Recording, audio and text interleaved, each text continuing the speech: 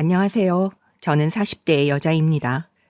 여러분들은 시부모님과의 관계에서 어떻게 지내고 계신가요?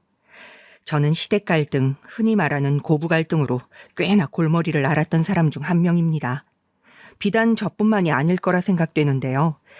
오늘 여러분들에게 제 이야기를 들려드리며 속안의 것들을 시원하게 털어내보려 합니다. 그리고 지금 혹시라도 저와 같은 처지에 있는 분들에게 용기를 드리고 싶어요. 저는 20대 중반에 친정어머니가 하시던 옷가게를 물려받아 장사를 시작했고 그때 남편을 만나 결혼까지 하게 되었습니다. 친정어머니는 원체 사람 만나시길 좋아하고 입담도 좋으시기에 장사 수완이 좋으신 분이었습니다. 한 동네에서 오래 장사를 하셨는데 저희 집 옷가게는 동네 아줌마들의 사랑방 같은 장소이기도 했어요. 제가 엄마 가게에 들리면 아줌마들이 다 저를 알아보고 인사하고 이런저런 대화를 나누기도 했는데 그래서인지 저에게는 추억의 장소이기도 했답니다. 그러다 제가 서울로 대학을 가고 그쪽에서 직장을 다니다 별로 좋지 않은 일을 당하게 되었어요. 요즘 뉴스에서도 많이 나오던데 지금 다시 생각해도 끔찍하지만 직장 동료들에게 왕따를 당한 것입니다. 처음엔 그 이유를 몰랐어요. 성실하게 일 잘한다는 이유로 왕따를 당하는 건가 싶었는데 왕따를 당하는 데는 별 큰 이유가 없더라고요. 그냥 제가 마음에 안 드는 거였어요. 어떤 사람 한 명이 뒤에서 제가 입은 옷으로 뒷담화를 시작했고 몇 사람이 동조하면서 시작이 됐어요. 나중에는 제가 앉은 자리에 A4 용지가 하나 놓여져 있길래 보았더니 저의 험담을 들여놓은 글들이더라고요. 채련 씨 진짜 재수없지 않아요? 어제는 괜히 콧소리 내면서 과장한테 가서 아부 떨던데 어우 얄미워 죽겠어요. 거기다 남자 사원들한테 꼬리치는 것도 장난 아니에요. 옆팀 사람들한테 채련 씨 조심하라고 말해뒀다니까요. 잘했네요. 차라리 이참에 회사 그만뒀으면 좋겠는데 왜 자꾸 꾸역꾸역 나오는 건지. 저는 그 종이를 보자마자 손이 떨려 그만 주저앉아 버렸고 동료들의 비웃음 어린 시선을 받으며 화장실로 달려가 엉엉 울음을 토해냈습니다. 정말 너무도 비참했어요. 저는 당시 월세 반지 하방에서 어떻게든 힘겹게 돈을 모아가며 직장 생활을 하고 있었는데 더 이상은 버틸 힘이 없더라고요. 모두가 저를 이토록 싫어하는데 학창시절 때도 당해보지 않은 왕따를 직장에서 당하니 새삼 더 충격이 컸습니다. 저는 엄마에게 곧바로 전화를 걸어 집으로 내려가고 싶다고 말했습니다. 엄마는 단번에 제 목소리에 묻은 물기를 알아채시곤 내려오라 하셨어요. 그리고 말없이 저를 꽉 안아주시며 머리를 쓰다듬어 주셨죠. 엄마가 너무 가슴 아파할까봐 무슨 일을 당했는지 상세히 털어놓진 못했지만 그날 이후 전 다신 서울로 가지 않겠다 마음 먹었습니다. 더 이상 거기서 아등바등 살고 싶지 않더라고요. 무엇보다 제게는 끔찍한 기억이 가득한 장소였으니까요. 그런데 마침 친정엄마가 저에게 옷가게를 해보지 않겠냐고 하시는 거예요. 엄마가 요 앞에 2호점을 내려고 하거든. 장사가 요즘 잘 돼서 지금까지야 원래 하던 여길 믿고 맡길 사람이 없으니 내가 했지만 이젠 채련이 네가 있으니까 우리 딸이 해보면 어떨까 싶은데. 내가? 내가 할 수 있을까? 처음엔 내가 이 일을 할 수 있을까 의구심이 들었지만 엄마의 응원과 격려를 받으니 왠지 정말 할 수도 있겠다는 생각이 들더라고요. 그래서 저는 엄마가 원래 하던 가게를 물려받아 엄마 대신 장사를 하기 시작했습니다. 오래된 단골 손님들이야 저를 알고 있으니 제가 있는 것을 좋아하셨고 저를 주축으로 다시 한번 동네에 사랑방이 만들어졌어요. 물론 가게 매출을 위해서도 열심히 일했습니다. 엄마에게 잘했다는 인정도 받고 싶었고 누를 끼치고 싶지도 않았거든요. 다행히 대학교 때 아르바이트로 몇몇 옷 브랜드에서 일한 경험들이 예상외로 도움이 많이 되더라고요. 그렇게 안정된 방향으로 가게를 이끌고 가고 있을 즈음 어느덧 30을 바라보는 나이가 되자 주변 단골 손님들께서 자꾸 남자를 소개시켜 주신다고 하더라고요. 나이도 찼는데 얼른 만날 사람은 만나야지. 안 그럼 다 채간다고. 글쎄요. 저는 아직 일이 더 좋아서 만날 사람은 자연스럽게 만나지지 않을까요? 어머, 그런 게 어딨어. 요즘은 여자들이 먼저 대시를 해야지. 대시란 단어가 맞지? 아무튼 이렇게 이쁘고 허리도 늘씬한데 맨날 늙은 우리 얼굴만 보고 옷 파는 거 불쌍해 죽겠어. 얼른 만나. 우리 교회에 괜찮은 집사님이 한 명 있거든. 그분 아들인데 얼굴 좀 봐봐. 호리호리하게 생긴 게 괜찮지 않아? 그렇게 급기야 호들갑스럽게 한 손님의 권유로 남자를 만나게 되었는데요. 단골 손님 아줌마의 교회 친구 아들이었어요. 오랜만에 소개팅인지라 떨리기도 하고 초조하기도 했는데 막상 만나서 이야기를 나눠보니 동네 친구처럼 편안한 느낌이더라고요. 같은 동네에 살겠다, 친구로 지내도 좋겠다 내심 생각하고 있는데 그쪽은 생각이 달랐나 봐요. 저한테 사귀자며 결혼 상대로서 진지하게 만나고 싶다고 말하는 겁니다. 이 진지함에 놀란 것도 사실이고 다시 한번 그 사람을 들여다보게 되기도 했죠. 문득 친정엄마께서 했던 말이 떠올랐어요. 남자는 무엇보다 항상 진중하고 무게감 있는 남자가 최고야. 네 아빠같이 가벼운 남자보단 뭐든 사내대장부답게 과묵하고 행동파인 남자가 최고지. 당시엔 암으로 돌아가셨지만 저희 아빠가 워낙에 엄마를 살아생전 힘들게 하셨기 때문에 엄마는 저런 푸념을 늘어놓으시곤 했답니다. 엄마의 영향을 받아서인지 저도 말이 별로 많지 않은 남자를 선호했는데 몇 번도 만나보니 그는 꽤 제 이상형에 가까웠어요. 과묵하고 진지한 성향이 특히 그러했습니다. 그렇게 그 남자가 마음에 들어왔고 연애가 급물살을 타게 되어 서로 결혼 이야기까지 오가는 관계가 되었어요. 연애할 땐 남편도 시어머니도 별 문제가 없어 보였어요. 소름이 끼치게도 모든 문제는 결혼을 하고 난 이후에 드러나더라고요. 다만 연애하면서도 시어머니가 자꾸 저희 연애에 참견하는 경향은 있었어요. 예를 들어 남편에게 빨리 들어오라고 재촉을 한다던가 저희가 데이트를 하고 있을 때 같이 끼어서 영화를 보려고 한다던가 하는 식으로요. 저는 당연히 불편할 수밖에 없는데도 시어머니가 구태여 그러시겠다니 뭐라 말릴 길이 없었죠. 그게 결혼 후엔 극심한 형태로 변하더라고요. 우선 시어머니는 처음 저희가 신혼여행에서 돌아온 날부터 저를 앉혀두고 이런 이야기를 했답니다. 그 말씀이 너무 당황스러워 다시 되물었어야 했었던 게 아직도 기억에 선연합니다. 내 아들이 워낙에 선비 같은 구석이 있어서 말이야. 아가, 너도 알겠지만 우리 애는 성정이 순하고 착해서 어디 가서 나쁜 말도 하나 못하는 애다. 내가 쟤 키우면서 얼마나 노심초사했는지 몰라. 저러다 어디서 사기나 당하고 다니는 건 아닐지. 그 정도로 순진에 빠진 게 내 아들이야. 근데 너는 장사도 하고 있고 세면 빠를 거 아니니? 그러니 우리 아들 이용해 먹을랑 생각하지 말고 제 회사만 잘 다니게 해줘라. 알았니? 옆에서 시아버지가 그러지 말라고 말려주셔서 끝나긴 했지만 나오면서도 도대체 왜 저런 말씀을 하시는 건지 이해가 안 되더라고요. 분명 시어머니는 연애할 때만 해도 저를 아가라고 부르며 먹고 싶은 게 있으면 언제든 말해라, 편하게 생각해라 같은 말이라도 늘 사근사근 웃으며 다정하게만 대해주시던 분이었습니다. 근데 그런 분이 안색이 싹 바뀌어 저리 말하시는데 이해가 안 되더라고요. 아니, 내가 어떤 식으로 당신을 부려먹는다는 거야? 글쎄, 나도 모르겠는데 우리 엄마 말은 그냥 흘려들어. 난 당신만 있으면 되니까. 그나저나 우리 애기는 언제 갔지? 나는 얼른 애기 갖고 싶은데. 남편은 제가 시어머니의 말에 불쾌했다는 사실은 전혀 신경 쓰지 않고 집으로 돌아가는 내내 계속 애기 타령만 해댔습니다. 남편은 연애 때부터 자기는 다둥이 집안이 좋다며 못해도 둘 셋은 낳고 싶다고 노래를 불러댔어요. 나는 어렸을 때 엄마 아빠가 일 나가고 혼자 있는 시간이 많아서 허전했단 말이야. 형제가 있었으면 좋겠는데 나 말고는 아무도 없으니 너무 외로웠어. TV가 유일한 친구였다던 남편의 말을 들으면 그게 또 짠해오기도 하며 남편의 심정이 이해는 갔지만 사실 저는 아이를 하나 정도 낳아 사랑을 듬뿍 주며 키우는 게 좋다고 생각했어요. 요즘은 아이를 많이 낳는 추세도 아니잖아요. 들어가는데 돈도 만만치 않고요. 하지만 남편은 신혼집에 들어서자마자 돌연 아이 계획을 세우기 시작했죠. 저도 하나는 낳아야겠다고 생각하긴 했기에 일단은 남편의 계획에 동조하여 부부관계에 열심히 노력하긴 했답니다.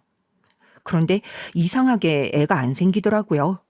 저희가 그렇게 나이가 많은 것도 아닌데도 불구하고 1년이 지나도록 생기지 않았어요. 그때부터 내심 마음이 초조해지고 일에도 집중이 잘 안 되더라고요.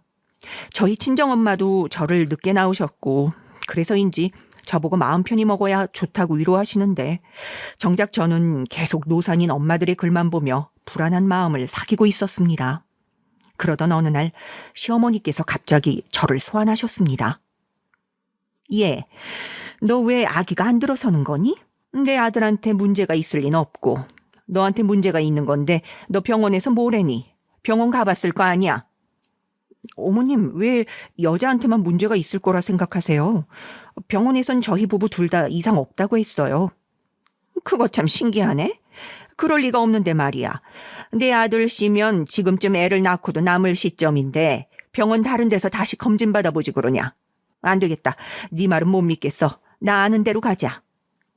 다짜고짜 사람을 불러내어 왜 아이가 안 생기냐고 윽박을 지르는 것도 황당한데 저한테 자기가 아는 병원에 가보자고 하더라고요. 아이가 안 생겨 가장 괴롭고 힘든 건 당사자인 저 아닐까요? 가뜩이나 예민한 상태였는데 화가 나 어머니에게 솔직한 감정을 말하게 됐어요. 어머님, 저도 남편도 아이를 원하는 건 맞는데 지금은 안 생기고 있으니 당분간 스트레스 안 받고 좀 있어 보려고 해요. 자꾸 갈급하고 원하면 부정적인 결과만 생긴다고 들었어요. 그러니 병원은 안 가고 기다려 볼게요.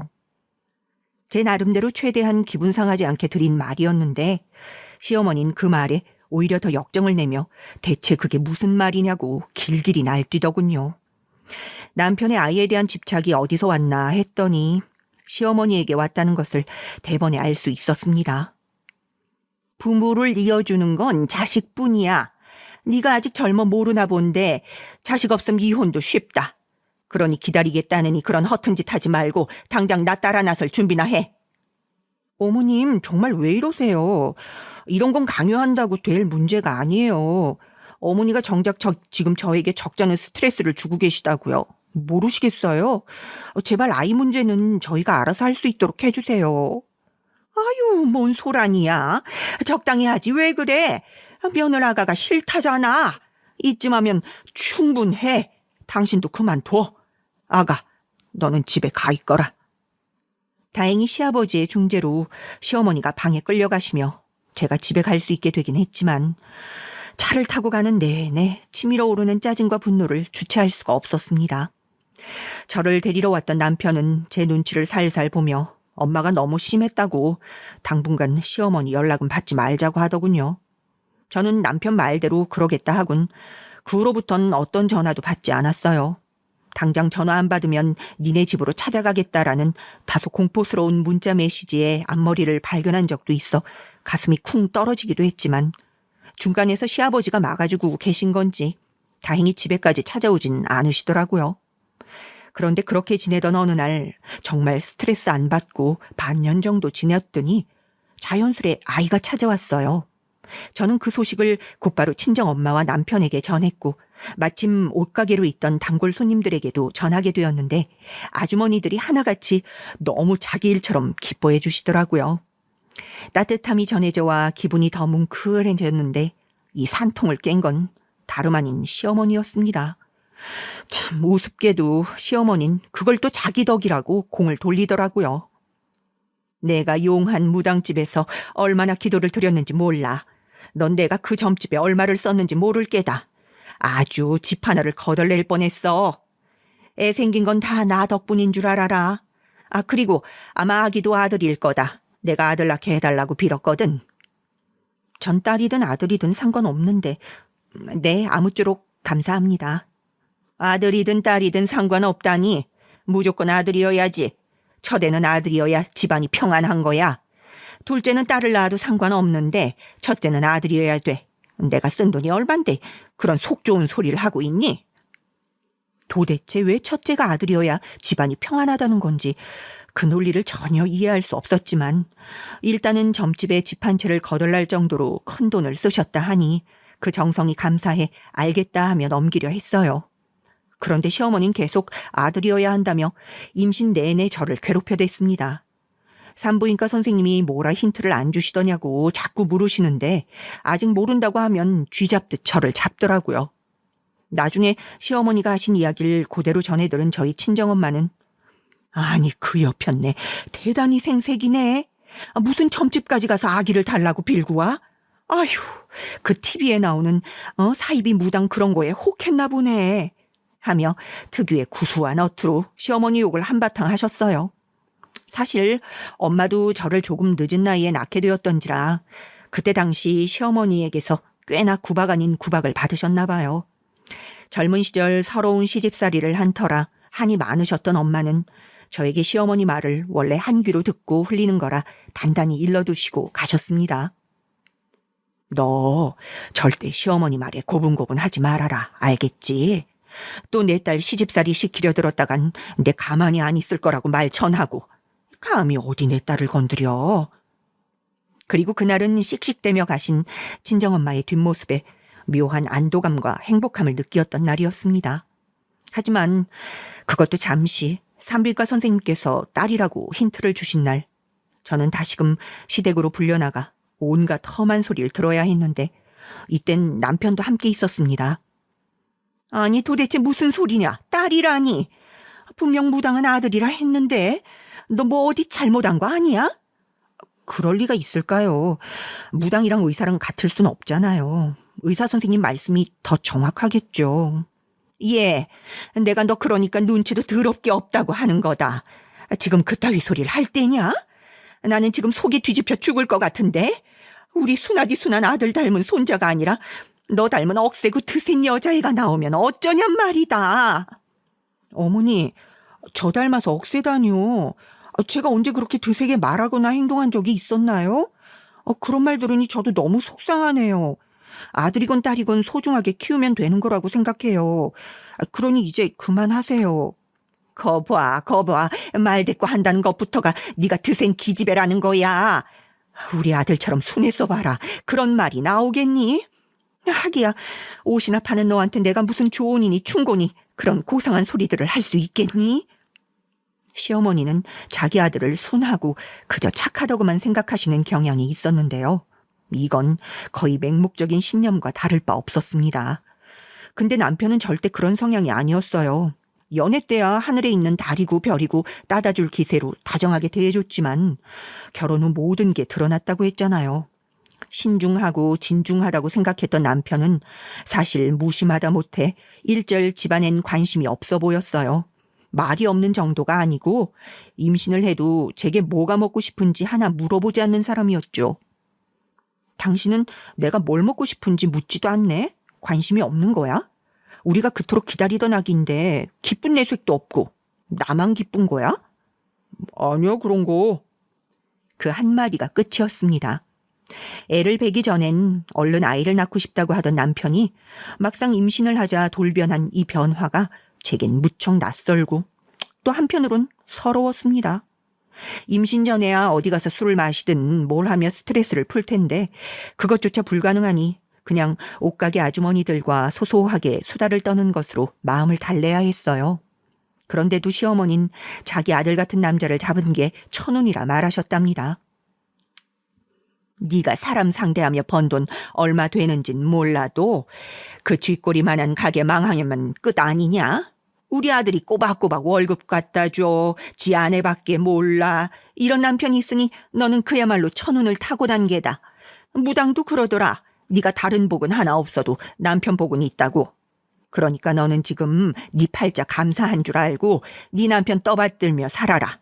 하다못해 계집애까지 처대로 뵀으면 더더욱 그래야 하는 게 아내된 도리야.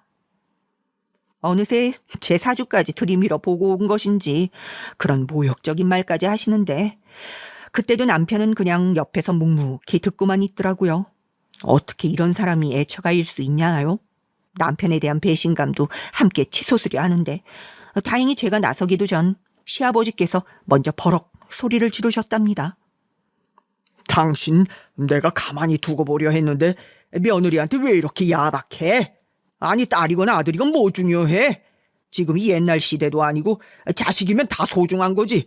그런 소리에서 괜히 며느리 기나 죽이고 말이야. 그거 당신 아주 못된 버릇이야. 나랑 같이 노후까지 같이 살려거든 그 버릇부터 고쳐. 남편이 아닌 시아버지가 제 편을 들어주시며 시어머니 귀를 바짝 눌러놓았는데 얼마나 감사했는지 모릅니다. 시아버지께 절이라도 하고 싶은 심정이었네요. 그날은 어쨌거나 그렇게 시아버지 덕택으로 무사히 넘어갔지만 시어머니의 말은 비수가 되어 돌아왔습니다. 아이를 낳고 나서도 시댁 출입은 최대한 하지 않아야겠다는 마음마저 먹게 되었죠. 그리고 저는 홀로 태교에 집중하게 되었는데요. 늘 저보다 나이 많은 산모들이 애 낳았다는 글을 보면 그렇게 부러웠는데 아이를 임신하니 세상을 다 가진 것 같더라고요. 얼른 태어날 아이를 생각하며 하루하루 손꼽아 그날만 기다리고 있었답니다. 그러나 왜 행복은 그리도 찰나일까요? 제 인생만 그런 걸까요? 아니면 모든 사람의 인생이 그런 거라 스스로를 위로해야 하는 걸까요? 조심해야 할 임신 초기를 지나 생각보다 빨리 임신 막달에 다가왔을 때 일이 터지고 만 것이었죠. 그러니까 제가 배가 한창 불러 있었을 때 말입니다. 임신 소식을 SNS에 올려 자랑을 했었는데 어느 날 갑자기 고등학교 동창 친구로부터 연락이 온 겁니다. 고등학교 동창 친구였는데 대학교를 서울로 올라가며 한동안 못 보던 친구였어요. 학창시절 나름 친했던 친구였기에 먼저 말 걸어준 것이 반가워 일이 끝나고 옷가게 앞에서 보기로 했어요.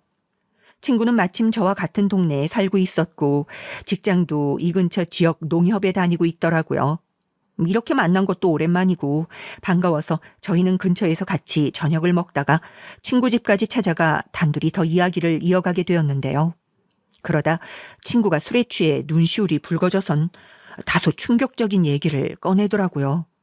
최근 남자친구와 헤어지게 됐는데 그 이유가 남자친구가 바람이나 헤어졌다고요.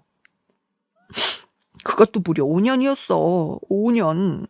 우리가 사귄 5년 동안 그 새끼는 딴 년을 만나고 다녔던 거야. 그것도 직장 선배랑. 이게 말이 되니? 나 우리 부모님만 아니었으면 그냥 어디 가서 목매고 죽고 싶었어. 뭐? 5년이나? 세상에, 그거 미친놈 아니니? 저는 친구를 어떻게 위로해 줘야 될지 몰라 열심히 욕해주며 이야기를 들어주는 수밖에 없었습니다. 5년간 상대방을 믿고 의지하다 배신당했을 그 마음이 너무 안쓰럽더군요. 그래서 친구가 제가 좋은 남편을 만난 것 같다며 유독 부러워할 때 괜히 멋쩍고 민망스러웠습니다. 나중에라도 친구가 저한테 남편과 셋이서 함께 식사를 하자고 하는데 거절할 이유가 없어 그러겠다고 했어요. 근데 그 다음날 바로 문자가 온 거예요. 오늘 저녁 시간 돼? 내가 아는 닭도리탕 맛집이 있는데 우리 여기서 같이 만날까? 응? 같이? 네 남편 소개해준다고 했잖아. 친구는 남편을 보고 싶다며 소개해달라고 하더군요. 왜 이렇게까지 궁금해할까 싶긴 했지만 그때만 해도 전혀 낌새를 눈치채지 못하고 남편에게 전화해 셋이 만남을 가지게 되었죠. 친구는 남편을 보자마자 약간 수줍은 얼굴을 하더라고요. 어색할까 걱정했지만 술이 도움이 되어 분위기가 잘 흘러갔는데요. 이상하게 친구가 그날따라 술을 많이 마시더라고요. 그만 마시라고 자제를 시켜도 혼자 병을 들고 마시더니 어느 순간 점점 눈에 초점이 풀리고 몸도 못 가누었어요. 그러다 갑자기 남편 허벅지를 만지며 그쪽으로 몸을 갖다 대는데 순간 너무 놀랐습니다. 남편도 놀라선 얼른 친구를 집에 데려다 줘야겠다고 하더라고요. 내가 데려다 줄 테니 자기는 쉬어. 당신 너무 피곤해 보인다. 그래도 될까? 사실 얼른 침대에 눕고 싶긴 해. 계속 얘 술 마시는 거 말리고 하느라 너무 지쳤나 봐. 너무 졸려. 그럼 부탁 좀 할게. 내 친구 집 여기 근처 아파트 102동 1101호야. 어딘지 알지? 임신해보신 분들은 아시겠지만 막달이 되면 몸도 여기저기 붓고 수면장애가 있잖아요. 그날따라 에너지를 많이 소비했는지 너무 졸리더라고요. 그래서 남편한테 부탁을 하고 전 그대로 누워 뻗어버렸습니다. 근데 잠깐 새벽에 깨서 물을 마시러 갔는데 남편이 없는 걸 보고 화들짝 놀랐어요. 분명 친구를 발에다 주고 왔어야 할 시간인데도 집에 오질 않았더라고요. 전화해봤더니 남편은 핸드폰도 꺼져 있었죠. 결국 전 너무 걱정이 되어 새벽까지 남편을 기다리게 되었습니다. 그러다 오전 7시쯤 연락이 왔는데 남편의 말이 웃긴 겁니다. 자기도 모르게 그 친구 집에서 잤다는 거예요. 뭐라고? 거기서 잠을 잤다고? 아니, 그 여자가 자꾸 나를 붙잡더라고. 이대로 가면 자기 죽어버릴지도 모른다고. 막 그러니까 나도 무섭기도 하고, 아무튼 그래서 어쩔 수 없이 옆에 있다가 나도 모르게 잠들어 버렸어. 같이 침대에서 잔 건 절대 아니고 난 소파에서 잤어. 당신이 생각하는 그런 거 아니니까 오해하지 마. 아니, 지금 그게 말이 돼? 일단 알았으니 집으로 들어와, 얼른. 도통 이해가 되지 않았습니다.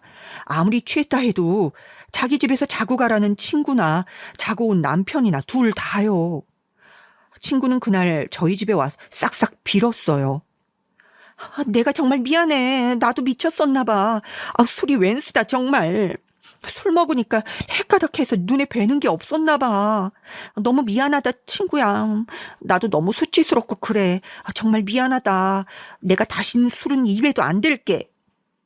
친구는 자기가 요즘 술에 의존하는 경향이 높은데 그날 정신과 약을 잔뜩 먹고 술을 먹어 그런지 더 제정신이 아니었다고 했습니다. 남자로 인해 상처받은 마음으로 정신과 약까지 복용하고 있다며 엉엉 우는데 순간 전 바보같이도 친구가 좀 안쓰럽기도 했어요. 그래서 친구가 석고대죄하듯 사과하니 그렇게 넘어가 주었죠. 근데 그 이후 남편이 회사에 프로젝트가 생겼다며 야근을 하기 시작하는 겁니다. 저는 출산날을 받아놓고 있었고 언제 아이가 태어날지 몰라 산부인과에 가 내진을 받으면서도 긴장 반 설레임 반으로 태어날 우리 아이를 기다리고 있었는데 남편은 주말에도 회사에 출근을 하더라고요. 아쉽긴 했지만 아이가 태어나면 남편도 외벌이를 해야 하고 그러니 회사에 잘 보여야 한다고 하니 오히려 안쓰러워하며 주머니에 간식 같은 걸 챙겨주곤 했습니다. 그러던 어느 날 제 친구에게서 연락이 왔는데 그 친구는 앞서 말한 고등학교 동창 친구를 알고 있는 친구였어요. 셋이서 함께 동창의 느낌으로 만난 적도 있었고요. 근데 저에게 대뜸 남편에 대한 이야기를 하는 것이었습니다. 저기 이걸 내가 말해야 할지 그래도 될지 모르겠는데 정희랑 네 남편이 술집에 함께 있는 걸 봤어. 근데 아무래도 분위기가 좀 수상해서 말이야. 내 남편이? 그럴 리가? 그때만 해도 믿을 수가 없어 제 눈으로 직접 확인해 봐야겠다고 생각했어요. 그래서 남편의 내비게이션 기록부터 뒤지기 시작했는데 거기엔 아무 기록이 없더라고요. 마치 일부러 다 지운 것처럼요. 더 불길한 예감이 들어 결국엔 다음날 남편이 회사를 끝마쳤을 때쯤 그 앞에서 기다리고 있다 차를 타고 뒤따라갔습니다. 결국 저는 거기서 무너지고 말았습니다. 남편의 차가 어느 어둑한 골목으로 들어가는데 그곳에서 고등학교 동창 친구를 태우더니 곧바로 숙박업소로 향하더라고요. 둘이서 손을 잡고 그 안으로 당당히 걸어가는데 그 모습을 보며 억장이 무너져 내렸습니다. 임신한 와이프를 두고 어떻게 저런 바람을 필 수 있다는 말인가요? 너무 큰 충격에 잠도 이루지 못하고 울기만 했습니다.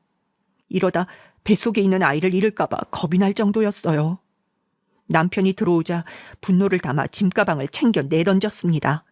이 인간은 끝까지 발뺌할 생각이었는지 미쳤냐고 하더군요. 폭발할 것 같은 분노를 겨우겨우 참고 다 알고 있다고 하자 남편은 꿀먹은 벙어리가 되더니 갑자기 무릎을 꿇더라고요. 여보, 내가 정말 미쳤었어. 내가 미친놈이었어. 난 당신 없인 못 살아. 순간적으로 내가 눈이 돌았던 거야. 그리고 걔가 먼저 날 꼬셨어. 정말이야. 멍청한 남편은 바람피고 여자가 먼저 꼬셨다고 하면 용서가 되는 줄 알았나 봅니다. 남편은 친구가 그랬던 것처럼 제게 똑같이 빌었지만 저는 더 대꾸하지 않고 짐가방을 현관문 밖으로 내던지며 이혼 서류를 작성해 보내겠다고 말했습니다. 그렇게 저는 말도 안 되는 비극을 겪고 친정엄마에게 달려가 이 일을 털어놓다가 의연하지 못하게 그만 울고 말았답니다. 제 신세가 너무 비참해서요. 그러자 엄마 역시 딸의 가슴에 대못 박은 남편을 용서 못하겠다며 당장에 남편을 찾아가 머리끄댕이를 잡아버렸어요. 그런데 그 와중에 정말 대단했던 건 시어머니였어요. 아이고 사돈, 이러다 우리 아들 죽겠어요. 도대체 왜 이렇게까지 하세요? 좀 진정하시고 말로 하세요, 말로. 며느라가 너 뭐하니? 무식한 네 엄마 말리지 않고. 어머니, 전 말릴 생각 없는데요. 제가 왜 말려야 하는데요? 뭐야? 이게 어디 되바라진 소리를 작작하고 있어? 아니, 그리고 우리 아들이 바람 피웠다는 증거 있어? 너 증거는 확실하고 이 난리를 치냔 말이야. 지금 어머님 아드님이 가만히 그대로 머리털을 쥐어잡혀 비명을 지르고 있는 게 그 증거 아닐까요? 아니라면 말을 했을 텐데요. 어머님이야말로 상황 파악하시죠, 이제. 그건... 시어머니는 제 말에 그제야 꿀먹은 벙어리가 되셨습니다. 그러면서도 남편 머리 뜯기는 게 가슴이 그리 아픈지 그만하라며 저희 친정엄마 손까지 물어 뜯으러 하셨어요. 정말 대난장판이었습니다. 나중에 시아버지가 들어오시면서 깜짝 놀라 엄마와 시어머니를 떼놓으셨는데 모든 일을 알고 계셨던 건지 할 말이 없다며 남편의 뺨을 세게 후려치시곤 저희 엄마와 저에게도 사과를 하셨습니다. 집안의 경우를 아시는 분이 한 분이라도 있어 다행이었죠. 사부인, 정말 제 아들의 잘못으로 이런 상처를 드려 죄송합니다. 다 제가 아들 자식 잘못 키워 이런 일이 벌어진 겁니다. 아가야, 너한테도 내가 할 말이 없구나. 미안하다. 네가 무슨 결정을 하든 우린 다 따르마. 미안하다. 당신도 얼른 사과해, 사부인께. 엄마는 시어머니의 사과를 받고 나오시긴 했지만 씩씩대며 분노를 감추지 못하셨습니다. 엄마 입장에서도 있을 수 없는 일이었죠. 엄마나 저나 저런 개망나니 같은 놈은 생각도 하지 말자며 그 집을 나오긴 했지만 집으로 오는 내내 둘 다 눈물을 참느라 괜히 애꿎은 코만 들이키며 와야 했답니다. 그 후 저는 남편 없이 친정엄마와 함께 병원에 가 출산을 하게 되었습니다. 진통이 길어지자 엄마는 저를 붙들고 울지도 못하시고 그저 제가 잘못될까 아이가 잘못될까 전전긍긍하셨는데 내게 엄마란 존재 자체가 있다는 게 그 끔찍한 고통 속에서도 위안이 되더라고요. 그리고 산통을 겪고 태어난 아이가 큰 위안이 되었어요. 남편과는 끝난 인연이지만 이 아이는 내 아이고 어떻게든 내가 잘 키워야겠다고 생각했어요. 가끔씩 문득문득 일어나는 악몽처럼 남편과 친구가 함께 있었던 그 장면만 생각하면 자다가도 소리를 지르고 싶을 정도로 배신감에 부들부들 떨렸지만 다행히 엄마가 계셨습니다. 좋은 생각만 해야 한다. 응? 넌 이제 한 아이를 책임지는 엄마야. 더 이상 너만 생각할 수 있는 시기는 지났다. 내 자식 새끼 위해서 힘든 것도 감내하고 때론 참을 줄도 알면서 묵묵히 살아내야 하는 게 엄마란 거야. 그러니 우리 딸 이제 좋은 것들만 생각하고 지내자. 엄마가 옆에서 많이 도와줄게. 응? 엄마의 주름진 그 따뜻한 손길은 곧 제가 아이를 키워내는 동력이 되었습니다. 엄마의 도움으로 정신을 다잡고 아이의 안전에만 온 신경을 쓸 수 있었어요. 한 아이의 엄마가 된다는 것, 내가 그 책임을 오롯이 진다는 것, 정말 처녀적의 삶과는 다른 삶이었지만 무척이나 보람차고 행복한 하루하루였답니다. 이 시기 친정엄마가 없었다면 제 삶이 어땠을지 모르겠어요. 얼마나 안 좋은 방향으로 흘러갔을지 말입니다. 지금도 엄마를 생각하면 그저 미안한 마음, 고마운 마음 뿐이었습니다. 다만 저는 그 시기 남편과 아직 법적으로 갈라서지 못하고 있었는데요. 말로선 호기롭게 이혼 서류를 던지겠다고 하고 나왔지만 아이에게 아빠의 자리를 없애는 게 여간 마음에 걸리는 게 아니더라고요. 그래서 친정엄마의 재촉에도 답답하게도 미루고 또 미루고 말았습니다.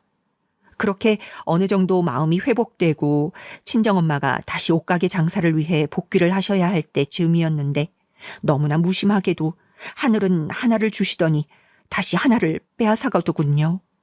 갑자기 친정엄마가 쓰러지고 마셨어요. 너무 갑작스럽게 쓰러져 저는 아이를 안은 채로 응급차에 타야 했는데요. 아무리 엄마를 외쳐도 엄만 이미 의식을 잃으신 후였고 병원에 도착하기도 전 너무도 허망하게 숨을 거두시고 말았답니다. 급성 심근경색이셨습니다.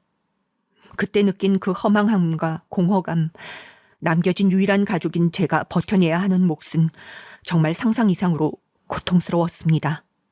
평소 엄마의 지인분들이와 엄마의 마지막 가는 길을 진심으로 애도해 주셨지만 저는 엄마가 제 옆에 없단 사실이 믿을 수 없어 금방이라도 쓰러질 것 같은 몸을 하고 장례식 내내 물 한 모금 제대로 마시지 못했습니다. 마지막 날 아주머니가 급하게 종이컵에 물을 떠와 입술 안으로 넣어주시며 같이 눈물을 흘리시는데 그제야 저는 엄마가 죽었다는 사실이 실감나 그 품에 안겨 엉엉 울고 말았습니다. 그렇게 저와 아기를 두고 떠나버리신 친정엄마를 전 차가운 땅속에 묻으며 소리 없이 울고 또 울었습니다. 그런데 문득 엄마의 유품을 정리하다 장례식장에서 시어머니와 남편이 엄마의 장례식을 찾아와 조문을 했던 것이 기억나더라고요. 시어머니는 눈물까지 글썽이며 제 손을 꼭 쥐어주셨는데 조용하게 제가 그 손을 뿌리쳤던 것까지도요. 불쾌한 기억일 뿐이었기에 저는 그냥 잊어버렸답니다. 어쨌든 저야 엄마를 잃고도 계속 우리 아기를 위해 살아가야 했으니 어떻게든 꾸역꾸역 삶을 이어나가게 되었는데요. 당시 엄마가 운영하던 옷가게를 정리하거나 이모에게 넘기거나 둘 중 하나의 방법을 택해야 했는데 아무래도 가게는 엄마의 흔적 같아 정리하기가 무척 망설여지더라고요. 그래서 저는 이모에게 넘기기로 하고 다시 육아에 집중했습니다. 당장의 생계비를 벌어야 할 필요도 없이 엄마가 남겨두신 돈이 모두 제게로 넘어와 당분간은 제가 운영하던 옷가게도 이모의 아는 분에게 맡길 수 있었어요. 이모는 제 손을 꼭 잡아주시며 어떻게든 살아야 한다고만 외쳐주셨네요. 그러다 옷가게를 다시 넘겨받은 건 아이가 어린이집에 갈 수 있을 시기가 되었을 때였어요. 어느 정도 크고 나니 다시 저도 사회생활을 시작해야겠다는 생각이 들더군요. 그리고 마침 집안에서 아이와 둘이서만 있으면서 왠지 모르게 사회성도 잃어버린 느낌이라 다시금 일을 하며 생활력도 활기도 모두 되찾고 싶었답니다. 더군다나 엄마가 오래도록 정성을 다해 일구어내신 옷가게잖아요. 엄마의 옷가게를 남의 손에만 계속 맡겨두는 것보단 자식인 제가 직접 맡아 운영하는 게 도리이지 않을까, 하늘에서 엄마가 더 기뻐하시지 않으실까 싶었습니다. 그런데 예상치 못한 얼굴을 다시 만나게 된 건 그로부터 한 달 뒤였습니다. 조심스레 저희 옷가게로 찾아온 시어머니가 대뜸 대화를 할 수 있겠냐 묻더군요. 순간 심장이 철렁했습니다. 특히 그 뒤를 따라온 어딘지 주눅이 들어 보이는 남편을 보니 더욱 그랬어요. 오랜만이구나. 잘 지냈니? 우리 손주도? 내가 이 인사가 너무 늦었구나 싶다. 근데 너한테 할 말도 있고 해서 이렇게 용기 내어 찾아왔다. 먼저 사과부터 하고 싶구나. 내가 우리 애가 잘못했을 때 그걸 꾸짖기도 전에 너한테 참 모질었다 싶다. 우리 애만 생각하느라 행동이 앞섰어. 생각해보니 나도 후회가 많이 되더구나. 너도 상처가 많았을 텐데. 제 걱정해 주시는 거라면 괜찮아요. 저 지금 우리 아이랑 잘 살고 있어요. 엄마를 잃은 상실감에서 회복되지도 못했던 상황에서 다시금 남편과의 아픈 기억을 꺼내시는 시어머니를 보니 갑자기 눈앞이 아득해지면서 그냥 얼른 이 상황에서 벗어나고 싶어지더라고요. 그런데 시어머니는 남편이 저를 그리워한다며 아이에겐 아버지가 필요하지 않겠냐는 말들을 주섬주섬 늘여놓으셨는데 그 순간 저도 흔들린 겁니다. 오늘 아침 아이가 다른 아이들은 왜 아빠가 없는데 자기는 없냐고 말했던 그 기억이 불현듯 생각나고 말았거든요. 엄마, 나도 아빠 갖고 싶어. 가끔씩 아빠를 갖고 싶다며 아빠의 존재를 재촉하는 딸아이에게 저는 늘 할 말이 없어 자리를 회피하곤 했는데 그때 마침 제게 쭈뼛쭈뼛 다가와 남편이 무릎을 꿇더군요. 다시 한번 기회를 주면 우리 딸에게도 제게도 평생 잘하겠다면서요. 저는 그 거짓말에 속았습니다. 남편의 애절한 눈빛과 시어머니의 진심으로 반성하는 태도, 그땐 그것들이 진짜처럼 보였습니다. 만약 시간을 돌이킬 수 있다면 다신 그런 선택을 하지 않을 테지만요. 그렇게 다시 시작된 결혼 생활이었어요. 엄마를 잃고 난 후 제게 가족은 아이밖에 없었지만 이제 남편이 다시 돌아왔으니 완연한 가정의 모습을 갖춘 것 같기도 하고 아이에게도 안정감이 생긴 것 같았습니다. 아이는 아빠를 특히나 무척 좋아했거든요. 남편 역시 보지 못했던 딸아이를 오랜만에 본 건지라 매일 들춰업지 못해 안달이었습니다. 그런 모습을 보니 이제야 저 사람이 철이란 게 들었구나 하고 내심 안도를 했던 것 같습니다. 네, 그 사진 앨범을 보기 전까지는 그런 바보 같은 생각을 했답니다. 저희 아이가 물고기를 좋아해서 자주 아쿠아리움에 가곤 했는데요. 아이는 물고기를 보면 무슨 물고기인지 맞추는 걸 좋아해 남편이나 저에게 퀴즈를 내달라며 조르기도 했어요. 저희는 그 추억을 한 장 한 장 담아 소중하게 카메라 앨범에 보관하고 있었고요. 그런데 어느 날 제가 남편의 핸드폰을 쓸 일이 있어 잠깐 빌려달라고 하고 인터넷에 요리법을 정신없이 검색하고 있었는데 비트윈이라는 어플에서 알림이 온 겁니다. 그 비트윈 어플은 커플 간에 쓰는 앱이었는데 젊은 시절 남편과 제가 쓰던 어플이기도 했어요. 이 사람이 이걸 지우지 않고 아직까지 간직했나 싶어 웃음이 나오는데 갑자기 사진이 몇 장 올라왔다고 뜨는 겁니다. 무심코 그 알림을 클릭했는데 다름 아닌 아쿠아리움 속 남녀가 다정하게 입을 맞추고 있는 사진이더라고요. 저를 사지로 몰아넣었던 제 고등학교 친구 동창과 남편이요. 순간 가슴이 미친 듯이 뛰기 시작하는데 머리는 차갑게 식었습니다. 급하게 어플을 쭉쭉 내려가며 사진들을 보니 두 사람은 헤어지지 않고 계속 제 딸의 등 뒤에서 제 뒤에서 보란 듯이 잘만 나왔더군요. 아빠 노릇, 남자친구 노릇, 남편 노릇하며 그 세 역할을 모두 충실히 수행하느라 얼마나 바빴을지 감히 상상도 안 되더라고요. 저는 과호흡이라도 올 것 같은 가슴을 부여잡고 차분해지기 위해 변기 위에 앉아 몇 번이고 숨을 내쉬었습니다.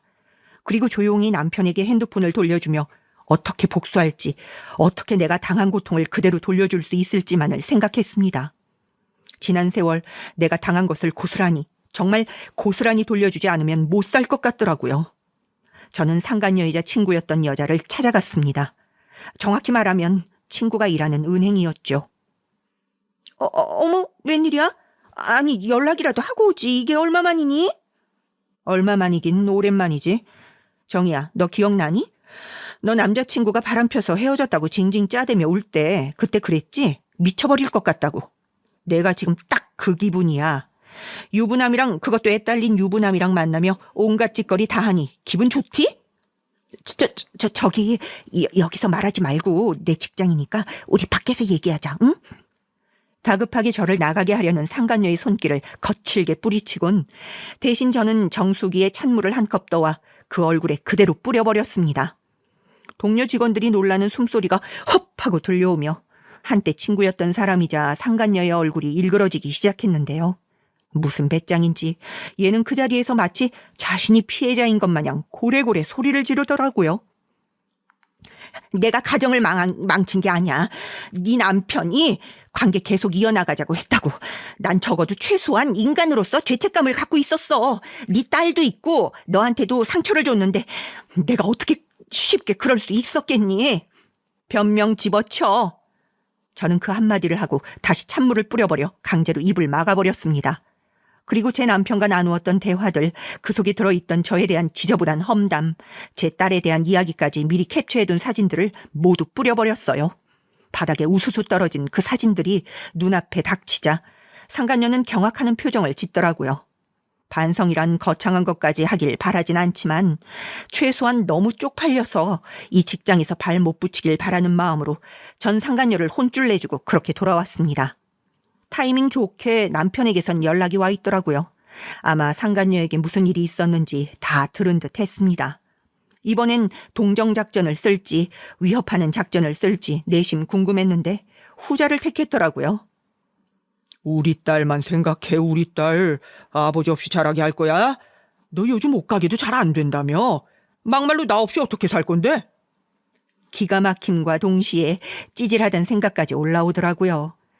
동정작전이 먹히지 않을 것 같은지 딸아이라도 들먹이려고 한 모양이었는데 그 밑바닥이 여실히 보여 너무 역겨웠습니다. 저런 인간을 아버지로 맞이했다가 우리 딸의 미래가 어떻게 될지는 불보듯 뻔한 것이었죠. 그제야 모든 게 선명해지는 기분이 들더라고요. 저는 상간녀 소송과 함께 이혼 소송 둘 다 치밀하게 준비하고 있었던 터라 남편에겐 그 사실만 알려주고 변호사를 통해 모든 걸 해결하려 했습니다. 굳이 제 손에 피를 묻히고 싶지 않더라고요. 그리고 한 가지 더, 이 사람을 망하게 할 필요도 없이 저는 그의 추락을 어느 정도 예상하고 느긋이 앉아 기다리고 있었는데요. 남편이 최근 좋은 투자처를 알아냈다며 거기에 자기가 모은 돈을 다 쏟아붓고 들떠 있었는데 알아보니 사기꾼들이 고수익을 얻을 수 있다며 현혹한 뒤 돈을 갈취하는 수법이더라고요. 빈털터리가 될 남편이 이제 저에게 위자료까지 주어야 했으니 그 종말이 무척이나 기대되고 한편으론 짜릿하기도 했습니다. 인간이 이런 마음을 먹어도 되는 걸까? 스스로 내가 너무 악한 걸까? 걱정스럽기도 했는데 그들이 저에 대해 주고받은 대화들이나 저와 딸아이에게 안긴 배신감을 생각하면 그 벌은 외려 너무 가볍다는 생각이 들더군요. 저는 이 일로 평생 고통을 받아야 할 테니까요. 그런데 이혼 소송이 마무리되었음에도 아직 이 사실을 모르는 사람이 있었으니 바로 시어머니였습니다. 전 남편이 왜 말을 하지 않았는지 추측이 안 되지만 시어머니는 전혀 모르고 있더라고요. 시어머니는 몇 달 전부터 해외여행을 가고 싶다며 다른 집 며느리를 들먹였거든요. 여지없이 찾아와 갑작스레 해외여행 이야기를 꺼내시는데 그 태도와 기세가 너무나 위풍당당해 기가 막힐 따름이었습니다. 아니 글쎄 남의 집 며느리들은 턱턱 유럽으로 잘도 보내준다는데 너는 왜 돈도 많이 벌면서 못 보내주냐? 어? 해외여행 가게 1,000만 원 당장 내놔. 너 이거 안 보내주면 나 너 며느리 취급 안 해줄 거다. 응? 손주한테 아빠도 만들어줬고 우리 애도 나한테 지극정성으로 잘할 텐데 네가 날 제대로 된 시어머니 취급 안 해주면 그거 다 도로 뺏길 줄 알아라. 그 말을 들은 즉시 저는 국수를 끓이기 위해 받아둔 찬물이 담긴 냄비를 가져와 어머니 돈은 없고 이거나 받으세요 하며 시어머니 얼굴에 정면으로 뿌려드렸답니다. 순간적으로 당한 찬물 세례에 시어머니가 놀라 어버버 하자 저는 모르시는 사실을 차분히 알려드렸죠. 저 남편과 이혼했어요. 모르셨어요? 남편이 말 안 했나 봐요. 하기야 이제 거지 되고 저한테 위자료도 주게 생겼으니 차마 어머니한테 손 벌리긴 그랬나 봐요. 명색이 효자 아들이니까요. 그죠? 어머니 효자 아들 데리고 평생 만수무강하세요. 너 뭐라고? 이혼을 했다고? 아니 이럴 수가. 그럴 리가 없는데. 시어머니는 그럴 리가 없다며 혼잣말로 중얼거리셨는데 저는 가뿐히 그 말을 무시해드리며 어머님 아들이 또 바람 피웠거든요. 어머님 아들 순하디 순한 사람이라 하셨죠? 용서하면 돌아와서 잘해줄 거라고요. 그 인간은 그럴 주제나 인간이 못 되는 사람이더라고요. 그런 짐승 같은 인간은 아버지로서 자격 상실이고 남편으로도 사절이에요. 트럭으로 갖다 줘도 반품하고 싶으니 이제 드나들지 마세요. 아셨죠? 그렇게 말하며 집 밖으로 내쫓아드렸습니다. 시어머니가 가시고 나니 문득 그 말이 떠오르더라고요. 남편과 다시 합치고 난 후 한 번씩 시어머니가 하는 말들이 어지간히 스트레스로 자리 잡을 때가 있었는데요. 그땐 우리 애가 순진했어서 그래. 내가 그 계집애를 만나봤었다. 근데 계집애가 얼마나 여우 같은지 아주 작정하고 꼬신 것 같더라. 좋아한다, 사랑한다 하면서 말이야. 그러니 넘어갈 수밖에 없었지. 그리고 남자들은 한 번씩 바람 핀다.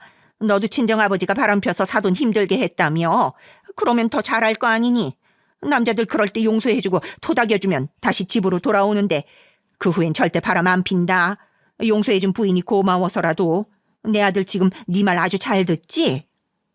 시어머니는 저희 친정아버지까지 들먹이며 남편의 바람을 용서하라고 강요하셨어요. 그런데 지금 돌아보니 그토록 자기 아들밖에 몰랐던 이기적인 시어머니와 아랫도리를 마음대로 쓰는 남편, 그 모자가 지독히도 닮았다는 생각이 들더군요. 그러니 모자지간이겠죠.